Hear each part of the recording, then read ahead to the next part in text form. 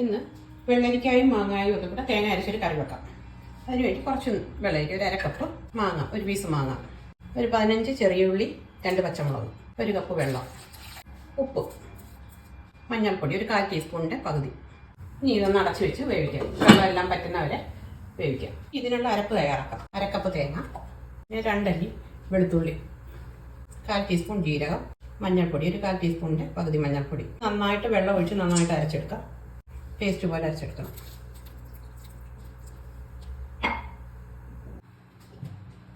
ഇപ്പം നന്നായിട്ട് വെള്ളം എല്ലാം പറ്റി വെന്തിട്ടുണ്ട്.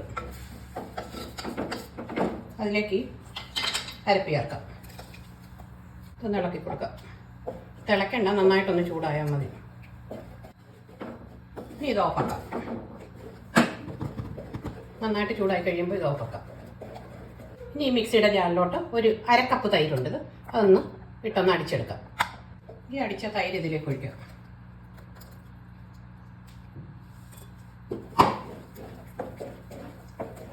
ഇനി കടുക് വറക്കാം.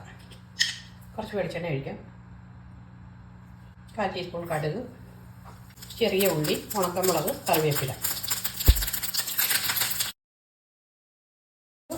ഓഫാക്കിയിട്ട് ഒരു 1/4 ടീസ്പൂൺ മുളക് പൊടി ഇടാം ഇതിൽ. ഇനി കടുക് വറുത്തതിലിടാം. ഇനി അടച്ചൊരു 10 മിനിറ്റ് ഇരിക്കട്ടെ. ഇതിപ്പം 10 മിനിറ്റ് ഇനി ഒന്ന് കറി എടുത്ത് നോക്കാം. ചൂട് നീണ്ട മതിയെങ്കിൽ കുറച്ച് വെള്ളം കൂടി ഒഴിക്കാം.